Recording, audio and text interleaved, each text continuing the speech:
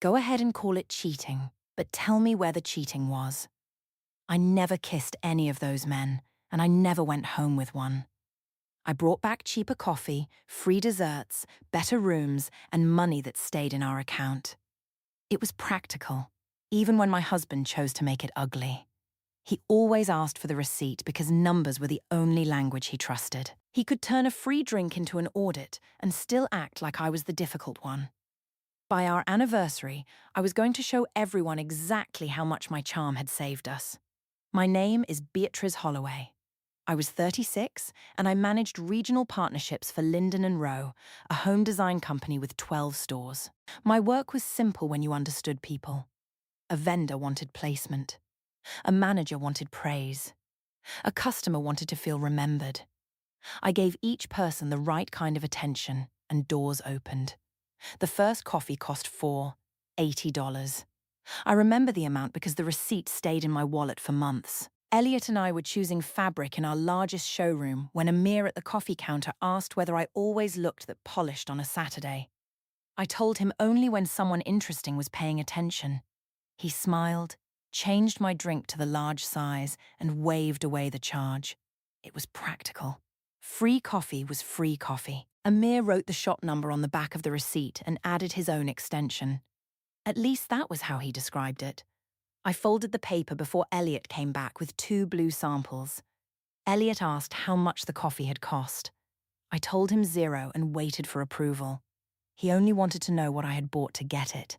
That was Elliot.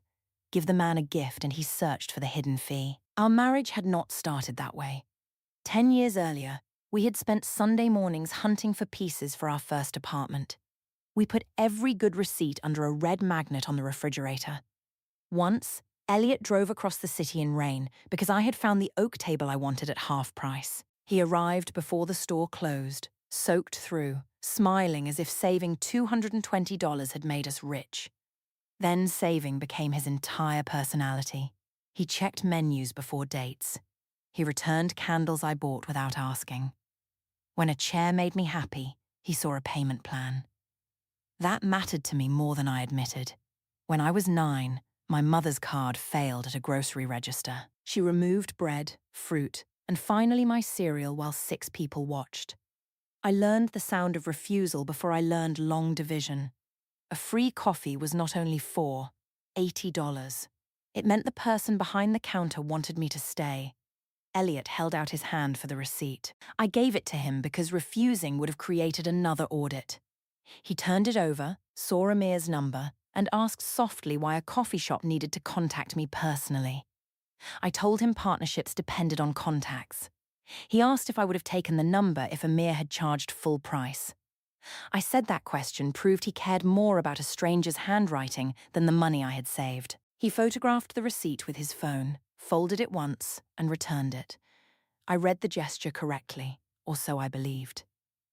Elliot could not enjoy a win until he had filed it somewhere. The next morning, Amir sent a message asking if the free coffee had earned him another visit. I saved him as Amir Coffee and replied that good service deserved loyalty. Nothing had happened. I had spent $0, and next time, I intended to save more. The lamp should have ended the argument. It was a brass floor lamp from a new supplier, priced at $315, and even Elliot admitted it suited the reading corner. He wanted to wait for a seasonal sale. I knew waiting meant 6 weeks of him checking price alerts and pretending the empty corner did not bother him. Dorian Cole worked in the lighting department.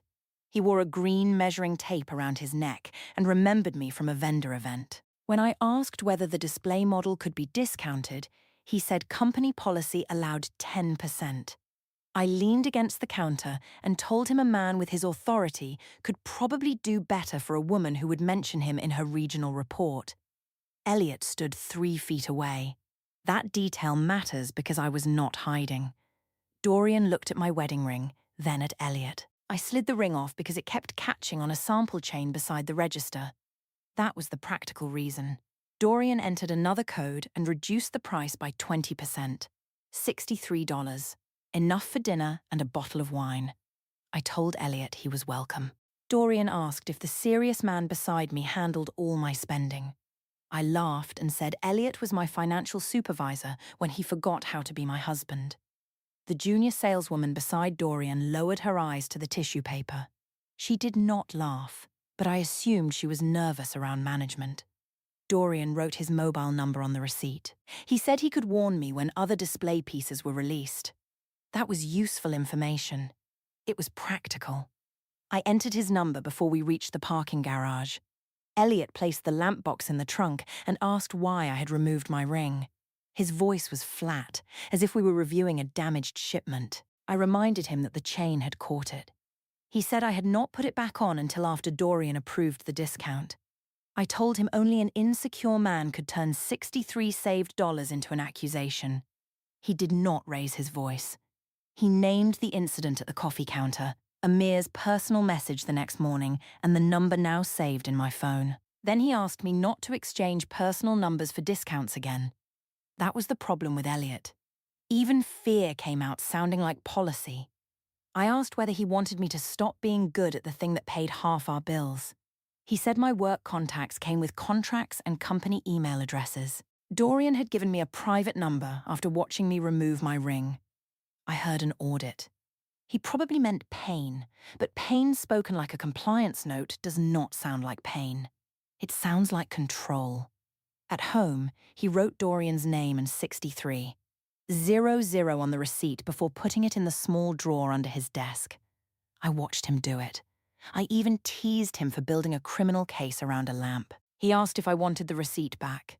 I said he could keep the evidence of my competence. Lila came over that evening to see the lamp. She owned a beauty studio and understood what attention could buy. When I told her about Dorian, she said pretty privilege was still privilege and only a foolish woman left it unused. She calculated that my coffee and lamp had already saved $67, $80. Elliot heard her from the hallway. He asked if either of us would be comfortable if he collected women's numbers for lower prices. Lila said men did not get discounts by being charming. I told him the comparison failed because I was bringing value home. He looked at the lamp, not at me. Then he said value should not require pretending the marriage was optional. Lila waited until he left before rolling her eyes. She said he was threatened because I could make strangers generous while he could only make spreadsheets. I laughed, and the room felt balanced again. 3 days later, Amir proved her point at the coffee counter. Elliot and I stopped there before a furniture delivery meeting. Amir saw me in line, prepared my usual order without asking, and added 2 almond pastries. He said loyal customers deserved care. Then he looked at Elliot and wanted to know whether my accountant approved. I could have corrected him. Instead, I said my husband treated romance like an unplanned expense, so accountant was close enough. Amir laughed and removed $40 from the order. The woman waiting behind us looked at Elliot, then moved to the other register. Elliot asked Amir to put the pastries back on the bill. I stopped the payment with my hand and said refusing a gift would be rude. He asked me, calmly and in front of both cashiers, whether saving $12 was worth letting a stranger reduce him to a joke. I told him the joke only worked because he was trying to pay for something already free. Amir handed me the receipt rather than Elliot. I folded it and placed it in my bag. For once, my husband did not ask for it immediately. He waited until we reached the car, then requested the paper by date and amount. I called the whole exchange an audit designed to punish me for being liked. He said being liked was not the part that hurt. The part that hurt was how quickly I made our marriage smaller whenever a man offered something. I added 40 to my savings total before answering. Exact numbers were easier to carry than that sentence. Dorian messaged just after 10. He wanted to know whether the lamp looked as good in my home as it had beside me in the store. The sentence was more personal than a stock update, but I could have ended it with one word. Instead, I sent him a photograph of the reading corner. My bare feet appeared at the edge of the frame. I did not plan that part. I also did not crop it. He replied that the lamp was not what he noticed first. Elliot was sitting beside me, reading a hospital supply report. I turned my screen down. Not because I had done anything wrong, because another audit would have ruined the evening. The next week, Dorian offered first access to a matching side table. Amir added a pastry to my coffee without charging for it. 2 men, 2 useful contacts. No kisses, no hotel rooms, no betrayal. I saved another $41 before the month ended, and every number made my method harder to question. By spring, the contacts had stopped looking like a list and started looking like a system. Amir handled coffee. Dorian watched display stock. A restaurant host named Lucas found late tables. Malik Brooks worked the front desk at the Meridian Hotel, where Linden and Rowe held its annual partner conference. Malik was the first one who asked directly whether I was married. I answered that the paperwork said yes, but daily life felt more like sharing an address. It was not a complete lie. Elliot and I had spent 3 weeks discussing a new sofa through a shared spreadsheet. The conference rate covered a standard room. Malik offered a corner suite if I arrived after 6, when unclaimed upgrades opened. The difference was $180 per night. 2 nights meant $360. Of course, I kept the conversation warm. Elliot came with me because spouses were invited to the closing dinner. At the desk, I asked him to wait near the luggage while I handled the room. Malik leaned closer when he saw me and said he had saved the suite. When his eyes moved toward Elliot, I explained that my serious roommate had decided to join the trip. Elliot heard me. So did the couple behind us. Malik gave me the key cards anyway. It was practical. A better room for no extra cost did not become immoral because my husband had chosen to stand close enough to hear the method. Inside the elevator, Elliot asked whether roommate was what I called him when he was not present. I told him Malik did not need our biography to press one button. He asked how Malik knew the marriage felt like an address. I said I had complained about his budgets once and that adults were allowed to complain. He looked down at the hotel receipt. He asked for it. I said the total was 0, but that never stopped his audit. He folded the paper and slipped it behind his room key. That evening, the conference dinner filled a private glass room above the river. The air smelled like grilled lemon and warm carpet from the heaters. Syra Parks sat across from me with her husband, Owen. Lila had come as my guest because she loved rooms where everyone wore name badges. Someone asked about the suite. I explained that Malik had found an upgrade after one pleasant conversation. Syra laughed and wanted to know whether Elliot minded. I said Elliot had enjoyed hundreds of dollars in benefits while contributing nothing except his worried face. The table laughed. Not everyone. Owen studied the label on his water bottle. A vendor from Portland pressed his napkin flat. Lila laughed first, but the sound ended before mine did. Elliot asked whether I thought the suite was worth telling a stranger we were only roommates. His voice stayed low. That quiet irritated me more than anger would have. Anger would have looked jealous. This sounded like another debrief after a supplier failure. I told the table he was proving my point by auditing a free room during dinner. Sarah said I had a gift. I agreed. Men liked feeling selected, and I knew how to give them just enough hope to become generous. Elliot did one small thing. He called the waiter over, requested an itemized receipt for our part of the dinner, and placed it beneath his water glass. No scene. No raised voice. I read that stillness as surrender. He had no answer that could compete with $360. Later, in the suite he claimed to dislike, he asked if I understood what I had said in front of our friends. I said I had described a sales method. He said I had described using desire while making him sit beside me as proof that I could. I minimized it because the alternative was letting his language define me. I told him there had been no touching and no secret meeting. He asked why physical contact was the only line that mattered. I said because it was the real line. Everything else was conversation. He slept on the sofa under the wide hotel window. The suite saved us $360 and gave him a separate bed for free. Even then, I could find the practical side. The messages grew after the conference. Amir wanted to know if my roommate still counted every coffee. Dorian asked whether I had chosen the side table or the marriage. Malik said the next upgrade could be for 1 guest instead of 2. I did not promise any of them a relationship. I only adjusted the truth to the person reading it. Amir got the lonely version. Dorian got the almost separated version. Malik got the version where Elliot and I occupied different lives. I kept a note on my phone called Household Wins. Each discount went into it beside the man's workplace, never his name alone. Coffee, lighting, hotel. It looked like a professional report because that was how I wanted to see it. The messages underneath were not included. A benefit could be measured.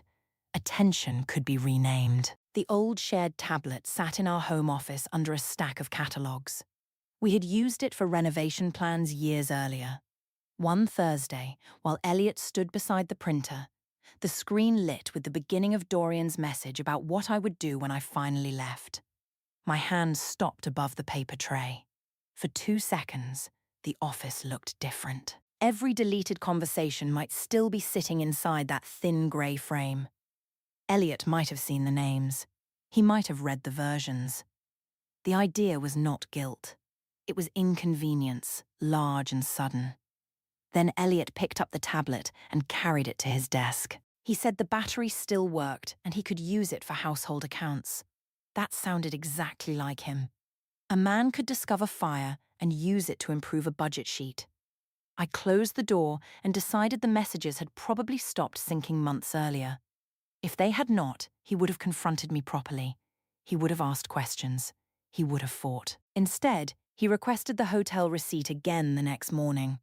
I gave it to him and watched him place it beside the coffee slip and the lamp invoice. Another audit. Another little paper museum. Lila took 6 hours to answer when I told her about the roommate joke. Her message said only that I had been brave. No flame symbols. No laughing face. I decided she was busy.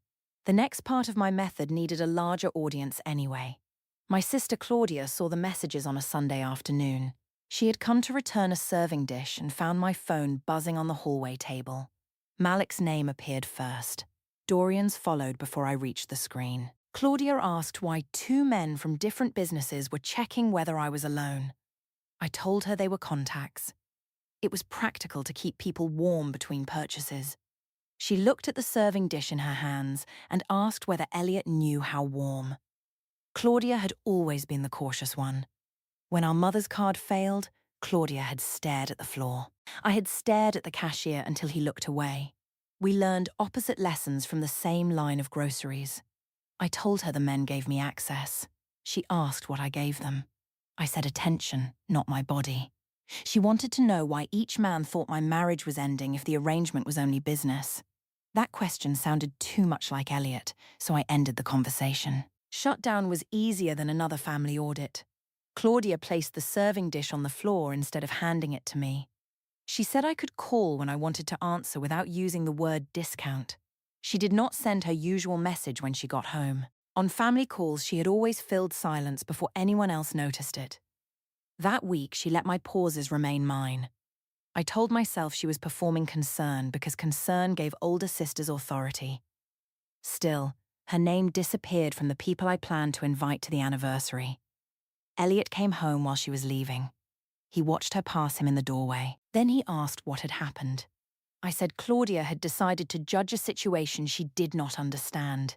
He set his work bag down and asked whether the situation involved Amir, Dorian, Malik, or someone new. 4 names would have sounded less sharp if he had said them angrily. He did not. He asked for the receipt from my last hotel stay and waited. I asked why he had been reading private messages. He said the old tablet belonged to both of us, still used the household account, and displayed the messages without a password. He did not apologize. That was his flaw in its cleanest form. Once information reached him, he treated possession as permission. He named the pattern without showing me the screen. A free coffee became a message about emotional absence. A lamp discount became a story about separate bedrooms. A hotel upgrade became a promise that he was barely my husband. He said strangers knew 4 different endings to our marriage while he had not been told about one. For a moment, his face lost that careful office calm. He looked tired. Not defeated. Tired. He said the worst part was not that the men wanted me. It was that I kept feeding each one the exact sentence that made wanting me feel reasonable. He said I returned home after every conversation and acted as if the money made him a participant. I saw sadness and translated it into weakness. That is what you do when a person has spent years making emotion sound like a report. If Elliot wanted tenderness, he could have learned to speak before collecting exhibits. So I offered a compromise designed to look generous. I would stop flirting in front of him. I would keep the useful contacts but make the messages more professional. Nothing private would become physical. In return, he would stop checking the tablet and stop turning household savings into a moral hearing. He asked whether I planned to tell the men I was staying married. I said that was not relevant to discounts already negotiated. He said it was the only relevant fact. The compromise ended there. That night, he removed his card from our shared rewards account. He transferred his points into a separate profile and asked stores to issue itemized receipts for purchases made in his name. No shouting. No punishment he would admit to. Just numbers moving into different columns. I called it petty. He said separate records prevented future confusion. Another audit, now with walls around it. Lila met me for lunch 2 days later. She used to ask for every detail before the menus arrived. This time she kept turning her water glass by the stem. When I explained my compromise, she said keeping the numbers sounded harder to defend than getting them. I reminded her that pretty privilege had been her phrase. She said a phrase could stop being funny. Then she asked whether I liked the discounts or the messages after. I gave her the total instead of an answer. In 5 months, I had saved $486, $30, not counting upgrades. Exact numbers made vague judgment look childish. Lila said the total was less than 1 month of my salary. I told her that was not the point. She nodded, but slowly. After lunch, her replies changed. A minute became an hour. An hour became the next morning. She never condemned me. She simply stopped making my decisions sound entertaining. At home, Elliot used the office with the door half closed. The old tablet stood beside his laptop. A narrow stack of receipts rested under a black clip. I passed the doorway twice. He did not cover anything. That openness almost made me stop. If he had hidden the tablet, I could have called it spying. If he had locked the drawer, I could have called it a trap. Instead, he left the record where I could see it and waited for me to decide what it meant. I touched the brass lamp switch in the reading corner. The light came on over the chair he had once said we did not need. $63 saved. A useful contact gained. A husband making silence do work he refused to do himself. I closed the office door for him. Our 8th anniversary was 6 weeks away. I decided to hold the dinner at the Meridian rooftop restaurant, invite the friends who had heard his complaints, and show them the complete total. Coffee, furniture, rooms, meals. Every benefit, every dollar. It was publical. It was public. And once the numbers were on my side, even Elliot would have to stop treating my value like a liability. Jonah Reed answered the restaurant phone when I called about the anniversary booking. His voice had the easy warmth Elliot had lost years earlier. When I mentioned that I managed retail partnerships, he knew Lyndon and Rowe and asked whether I was the Beatrice from the spring campaign. Being recognized before I arrived felt better than any discount. The rooftop package cost $1,240 for 8 people. I told Jonah that number needed help. He offered complimentary champagne if I moved the booking to Thursday. I asked what a charming manager could do about dessert. He said he was only a waiter, but he knew how to make a celebration look expensive. I told him useful men never needed the largest title in the room. It was practical to make him feel seen. By the end of the call, dessert was included, and the next booking would be 20% off. Jonah sent his private number for menu changes. He asked whether the anniversary was a surprise for my husband. I said the surprise was that the marriage had lasted long enough to need a dinner. When he wanted to know if I was leaving, I said the evening would settle what was left. That answer gave him room, but it did not make a promise. I was careful about lines. Over the next 2 weeks, Jonah stopped talking about the menu. He asked what time my guests would leave. He offered to show me the empty lounge after closing. When I delayed, he asked whether almost separated meant anything or whether I only used it to get attention. The pressure should have annoyed me.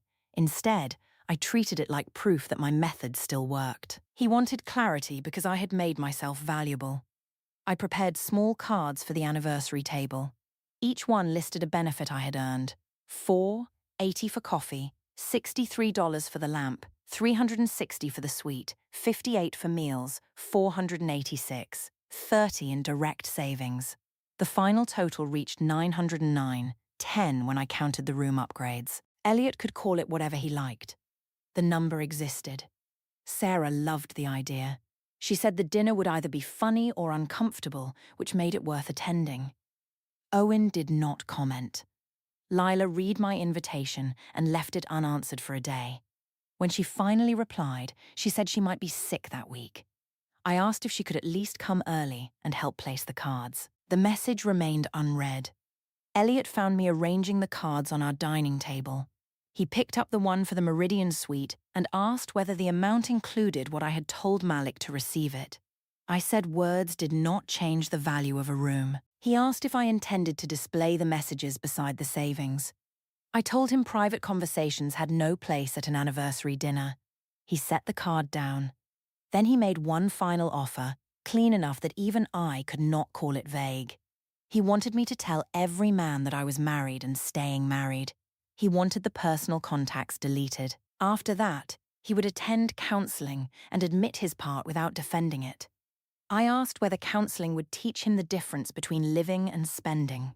He said he hoped it would teach both of us something. That almost sounded human. So I gave him the accusation he could not escape. I told him he had turned our marriage into a budget. Every dinner became a calculation. Every object I wanted became evidence that I could not be trusted. He had made pleasure feel like theft, then acted surprised when I found people who enjoyed giving me things. Elliot did not argue. He said I was right about that. He had confused caution with care and used numbers when he should have spoken. His face changed for 1 second, and I could see the man who once drove through rain for an oak table. Then he asked whether being right about him made the messages honest. I shut the door he had opened. The contacts stayed because I had built them, I told him. Counseling offered under conditions was another form of control. If he wanted to attend the anniversary, he could sit beside me without conducting an audit. He became quieter as I became louder. That difference made me feel powerful. Elliot had always won arguments by outlasting emotion. This time, I filled the room before he could. He said he understood and would handle everything properly. No threat, no explanation. The next day, he called the restaurant and requested a final itemized receipt.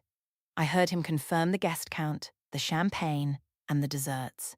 He placed a thin black folder beside his coat when he ended the call. I took that as acceptance. The man who had fought every free item was now organizing the bill for my demonstration.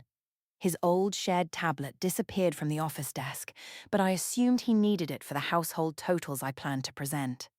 Jonah messaged that he had moved his break until after 10. I replied that he should keep the lounge quiet. That was not an agreement to meet. It was management of expectations. He sent a photograph of the empty lounge with 2 glasses already set on a low table.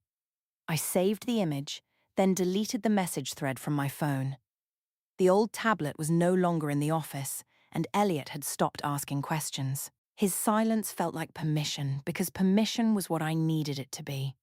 On the afternoon of the dinner, I dressed in the same green shade I had worn when Elliot and I signed the lease on our first apartment. He noticed. He said the color still looked like the beginning of something. I told him it looked expensive. He asked for the receipt from the dress. I laughed because even then he could not resist an audit. He folded the receipt and put it into the black folder. Lila's chair remained on the seating plan. Her last message still had no answer beneath it.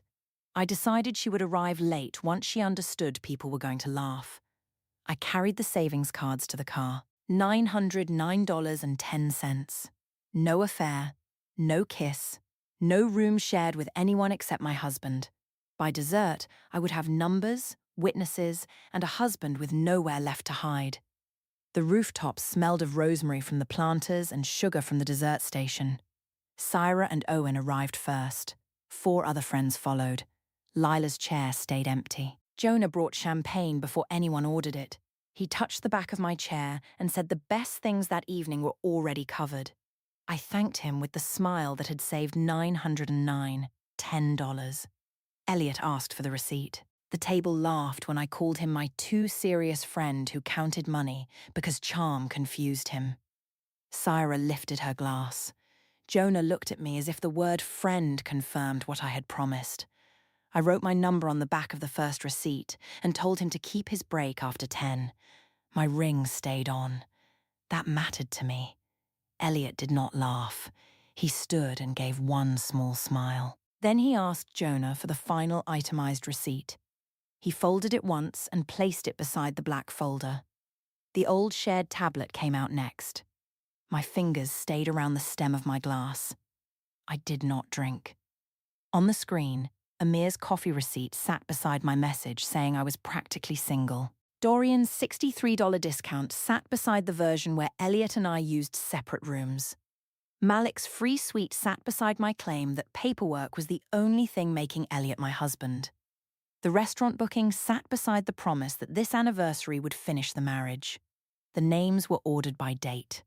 The amounts were exact. Every receipt Elliot had folded was there. He touched the first image and then the next. Coffee. Lamp. Hotel.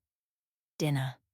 The folds in the paper copies matched the pale lines across the scans. What I had treated as his nervous habit was the index. I said it was an audit built by a jealous man. I said conversations were not affairs and discounts were not betrayal. My words reached the center of the table and stopped. Owen looked at the screen. He said Elliot had not written any of the messages. He had only placed them beside each other. Jonah read the booking conversation, removed the paper with my number from his pocket, and returned it to my plate. He asked the manager to charge the champagne and dessert at full price, then walked toward the service door. I looked at Lila's empty chair. My last message was still unread. Elliot said I had saved us a few $100s and spent our marriage. He left the black folder closed and walked out before the full bill arrived. The divorce petition with temporary financial orders was served 3 days later. I moved into a furnished studio above a pharmacy where the elevator stopped working twice a week. The joint card and rewards account stayed closed while every household expense went through separate statements. Sarah stopped inviting me to family dinners and Owen removed my name from the group reservation list. Jonah blocked my number and asked the restaurant not to seat me during his shifts. Linden and Rowe removed me from partner negotiations after a vendor reported my requests for private discounts. I still know the total. $909.10. I never kissed Amir, Dorian, Malik, or Jonah. That part remains true. It was practical to count the line I never crossed. It was harder to count how many times I made strangers believe my marriage was already empty, so they would put something free in my hand. The anniversary receipt stayed folded in the black folder Elliot left behind. The last receipt I kept had my number on the back and the full price of dinner on the front.